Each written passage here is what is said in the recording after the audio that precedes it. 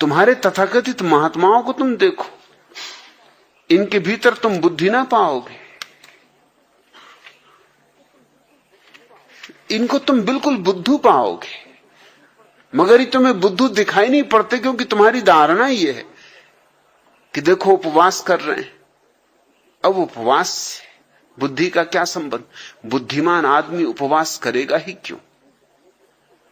जितनी जरूरत होगी उतना भोजन करेगा, न ज्यादा भोजन करेगा न कम भोजन करेगा।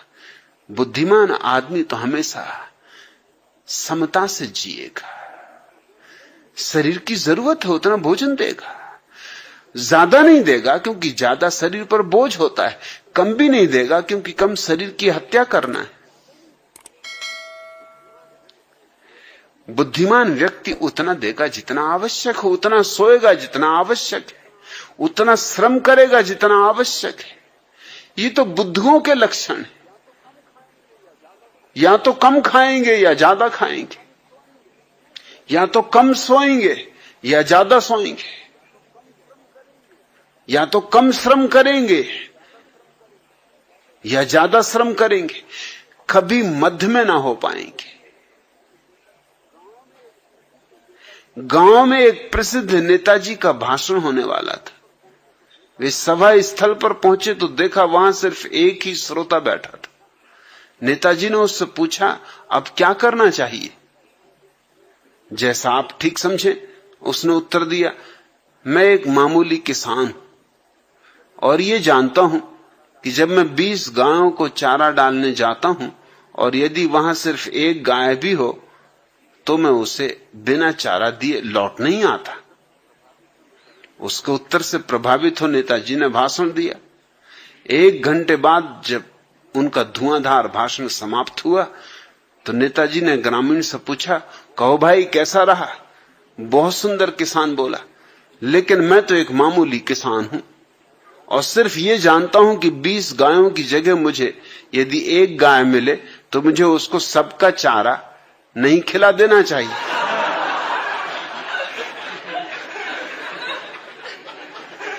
और आपने यही किया कि गाय तो एक और 20 गायों का चारा मुझ गरीब को खिला दिए। बस भागी भागी तबीयत रही कि कब भागूं, मगर अकेला हूं, भाग भी नहीं सकता। अब आपकी आंखें भी मुझी पे गड़ी हुई। कई बहाने खोजे मगर कोई बहाना हाथ ना आए।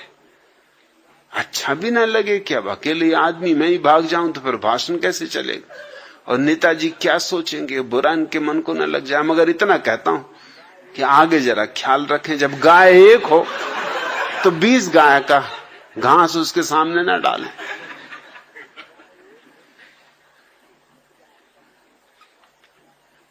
एक साधारण किसान में भी ज्यादा बुद्धि होती तुम्हारे नेताओं से। फिर चाहे वे नेता धार्मिक हों और चाहे राजनीतिक, कुछ भेद नहीं है उनमें। तुम उनको नेता ही किस लिए कहते? तुम्हारे नेता कहने के भी कारण बड़े अजीब होते हैं। कोई चरखा चलाता है, हाथ की बनाई हुई खादी पहनता, नेता हो गया। कोई उपवास करता है,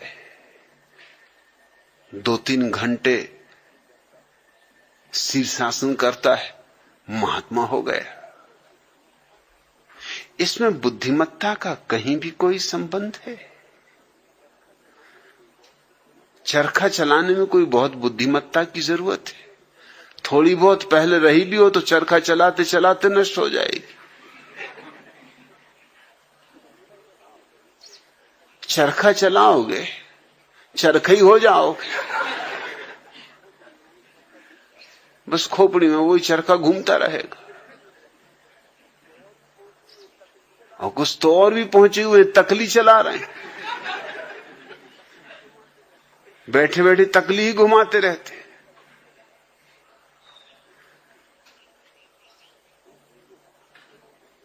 तुम जिनको धार्मिक कहते हो, जिनको तुम महात्मा कहते हो, कभी सोचो भी इनके भीतर कहीं भी कोई प्रतिभा का लक्षण दिखाई पड़ता है? कोई मेधा दिखाई पड़ती है। और अगर मेधा ही ना हो तो ब्रह्मचर्य नहीं है, ये समझ लेना। क्योंकि ब्रह्मचर्य का और क्या सबूत हो सकता है? सबसे बड़ा सबूत होगा प्रतिभा की अभिव्यक्ति, प्रतिभा के हजार हजार फूल खिल जाना, प्रतिभा के कमल खुल जाना, प्रतिभा की सुगंध उड़ जाना। उनके कृत्य में भी प्रतिभा होगी, उनके उठने बैठने में, चलने फिरने में भी। इसलिए चर्या, चलना फिरना, उठना बैठना, उनके जीवन के हर एक कृत्य में तुम एक धार पाओगे, एक चमक पाओगे, एक ओज पाओगे। लेकिन तुम्हारे धार्मिक नेताओं की जिंदगी में तुम जंग लगी पाओगे, और जितनी ज्यादा जंग चढ़ी हो उन पर, उतने ही तुमको वो जचेंगे। क्योंकि तुम्हारी धारणाएं, तुम्हारी मान्यताएं। अब कोई आदमी खड़ा है 10 साल से, खड़े श्री बाबा हो गए। 10 साल से खड़े हो, इससे क्या प्रतिभा का लेना देना है? दुनिया में कौन सा सौंदर्य बढ़ रहा है तुम्हारे खड़े होने से? कौन सी संपदा बढ़ रही, कौन सा सुख बढ़ रहा है, कौन सी शांति बढ़ रही? मगर भक्तगणों की भीड़ लगी हुई, भजन कीर्तन चल रहा है। क्योंकि खड़े श्री बाबा 10 साल से खड़े, 10 साल से नहीं 10,000 साल से खड़े हों। इनके खड़े होने से क्या होता है? ये खड़े खड़े ठूंठ हो गए हों तो भी क्या होता है? या कोई मौन हो गया।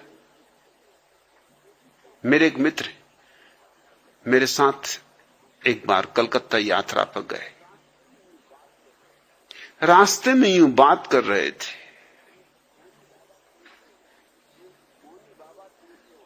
एक मौनी बाबा थे, उनके वो भक्त थे। मैंने उनसे पूछा कि मौनी बाबा में तुम्हें क्या खास बात दिखाई पड़ती? अरे उनका खास बात, आज 20 साल से मौन है। मैंने कहा इसमें तो कुछ खास बात नहीं।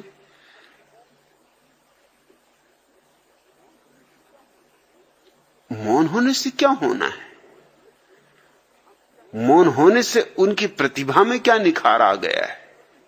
मौन होने से उनके जीवन में कौन से दिए जल गए?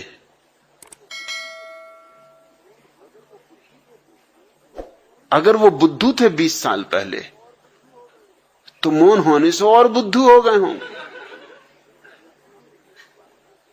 उन्होंने कहा, अरे आप भी कैसी बात करते? अगर वो बुद्धू होते तो इतने लोग उनको कैसे पूछते? कोई मैं अकेले ही पूछता हूं, कितने लोग पूछते? अब मैंने कहा, ये दूसरी बात तुम उठा रहे हो। उन दूसरों से मैं पूछूंगा तो वो कहेंगे कि कितने लोग पूछते, उसमें तुम्हारी गिनती करेंगे। तो तुम दूसरों को देख के पूछ रहे हो। मैंने कहा, तुम एक काम करो, मेरे साथ तुम कलकत्ता चल ही रहे हो, तुम 3 दिन मौन रह जाओ और मैं देखो तुम्हारी पूजा करवा दूंगा। उन्होंने कहा, आप क्या कहते, मेरी कौन पूजा करेगा? मुझ में कुछ है ही नहीं। मैंने कहा, तुम चुप तो रहो, 3 दिन चुप रहना। और पूरा भी नहीं कहता। रात जब सब चले जाएं, दरवाजा बंद करके, तुम्हें जो भी मुझसे कहना हो कह लेना, क्योंकि दिन भर रुके रहोगे, घबरा जाओगे।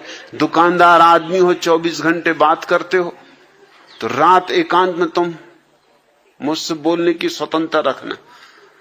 मगर दिन में लाख कुछ हो जाए, अपने को बिल्कुल बांधे रखना, बोलने ही मत। कुछ अगर बोलने होगा तुम्हारे लिए तो मैं बोल दूंगा, कि जैसी आपकी मर्जी। उनको बात जची करके देख लेने जैसी। कलकत्ते में ठहरता था सोहनलाल दुगड़ के घर पर। वो कलकत्ता के एक बड़े करोड़पति थे। जब मैं उनके घर पहुंचा, वो मुझे लेने आए, तो उन्होंने पूछा कि आपके साथ कौन है? मैंने कहा, ये मौनी बाबा। मौनी बाबा, इनकी क्या खूबी? मैंने कहा, ये 30 साल से मौन। वो एकदम उनके पैरों पर गिरे। वो बेचारे सज्जन जो दुकानदारी करते थे, कपड़ा बेचते थे, और कपड़ा भी कुछ खास नहीं, कटफीस की एक छोटी सी दुकान थी। सोहनलाल दुगर जैसा करोड़पति उनके पैरों पर गिरे। सख्शाए भी, मैंने उनको इशारा किया कि सख्शाना मत। अब जब मौनी बाबा बन गए तो अब डरना मत, अभी तो बहुत कुछ होगा, ये तो शुरुआत। जब सोहनलाल दुगर तुम्हारे पैर में गिरेंगे तो अभी तुम कलकत्ते के सब मारवाड़ियों को गिरते देखोगे, तुम घबराते क्या? तुम रुको जरा। वो तो इतने घबरा गए कि वो मुझे हाथ से धक्का मारेंगे, भैया ये बात ठीक नहीं।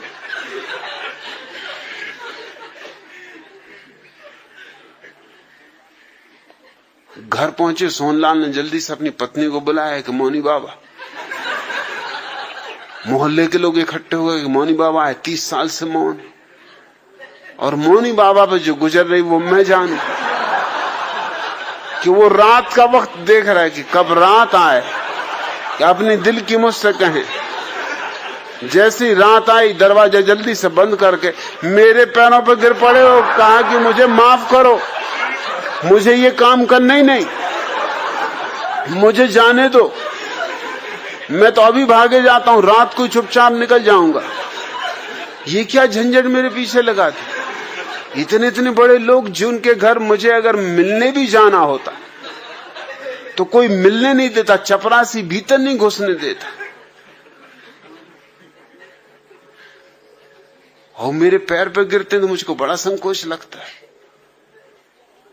और स्त्रियां, उनकी सुंदर से सुंदर स्त्रियां मेरे पैर छू रही, ये क्या करवा रहे हो आप? उनका मैं कुछ नहीं करवा रहा हूं, ये मैं तुमको बता रहा हूं कि कैसी कैसी बेवकूफियां इस देश में। तुम भी उन्हीं बेवकूफों में हो जिसकी तुम 20 साल से पूजा कर रहे हो, और तुम तो अभी सिर्फ 5-6 घंटे ही मौन रहे हो। ये चमत्कार, अभी तुम 3 दिन रुको तो अभी तुम देखना इलाज शुरू हो जाएंगे, बीमारियां ठीक होने लगेंगी। अरे उनका आप क्या कह रहे हैं? मुझ में कोई चमत्कार नहीं, कोई शक्ति नहीं। तुम, मैंने कहा फिक्र ही मत करो, सब आ जाएगा। मौन भर रहो और दिन भर रहो मौन, मगर दिन में बोलना मत, और मुझको धक्के वगैरह भी मत मानना, क्योंकि लोगों को शक पैदा हो जाएगा कि बात क्या है। तुम तो अपने आंखें बंद कर लिया, अगर बिल्कुल सहने के बाहर हो जाए, आंख बंद कर लिया, अपने भीतर ही भीतर नमोकार मंत्र पढ़ने लगे कि होने दो जो हो रहा। 3 दिन में तो उनकी डुंडी पिट गई, अखबारों में फोटो आ गए। रात को मुझे फोटो दिखाएं कि क्या करवा रहे हो। अगर मेरे घर पता चल गया, अगर मेरी पत्नी बच्चों को पता चल गया, तो तुम तो मेरा घर लौटना तंग बंद कर दोगे। ये अखबार अगर वहां पहुंच गए तो मेरी मुसीबत हो जाएगी, और फिर मेरी दुकान की भी तो सोचो। और इधर मैं कटफीस खरीदने आया हूं, तुम नाहक रास्ते में मिल गए। अब मैं कटफीस कहां खरीदूंगा? ये कलकत्ते का बाजार तो खत्म, क्योंकि जिनके आस में कटफीस खरीदता था वो लोग भी मेरे पैर छू रहे हैं, और कई तो मुझे गौर से देखते भी हैं कि शक्ल कुछ पहचानी मालूम होती। 1-2 आदमियों ने प्रश्न भी किया कि 30 साल से मौन है, इस शक्ल कुछ पहचानी मालूम होती। मैंने कहा देखा होगा किसी पिछले जन्म में। अरे जन्म जन्म का नाता है। उन्होंने कहा ये बात ठीक, ये कोई साधारण साधक है जो जन्मों से साधना कर रहे हैं, कई बार तुम मिले होगे पिछले जन्मों में, इसलिए शक्ल पहचानी लगती। कहा लगती तो पहचानी सी शक्ल, मतलब कहीं देखा है, और ऐसा भी नहीं लगता कि पिछले जन्म में देखा, इसी जन्म में देखा है। मैंने कहा ये बड़े पहुंचे हुए पुरुष हैं, एक ही साथ कई नगरों में एक साथ प्रकट हो जाते। वो मुझे हुद्दे मारे कि मत ऐसी बातें कहो।